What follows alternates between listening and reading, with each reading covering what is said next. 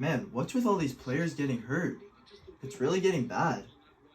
Somebody's got to do something about this. Someone has to speak up. Imagine your favorite player being out for months, not because of a tackle or an unpreventable injury, but from the exhaustion of an overloaded schedule. It's time to talk about a very important topic in sports, the exploitation of soccer players for profit by corporations. These players spend their whole lives playing the sport that we call the beautiful game. However, they are being pushed beyond their limits. These players are not being pushed simply for the love of the sport, but because of greed by the corporations such as UEFA and FIFA. It's finally time to talk about this. Soccer is one of, if not the biggest sport in the world, and if we're being honest, it's a money-making machine.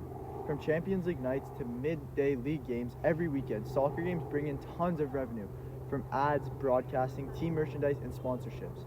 Who's in the middle of all this? Well, it's the players.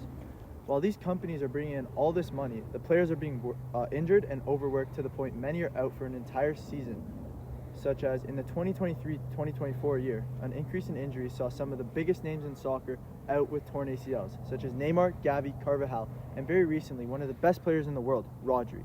A week before Rodri tore his ACL, he said, "From my experience, I can tell you that 60 to 70 is no good. Between 40 and 50 is the amount of games in which a player can perform at the highest level. After that, you drop because it is impossible to sustain this physical level." Is this just a coincidence? Another elite player spoke out, Bernardo Silva. He said, "There are too many games in the end, too many injuries.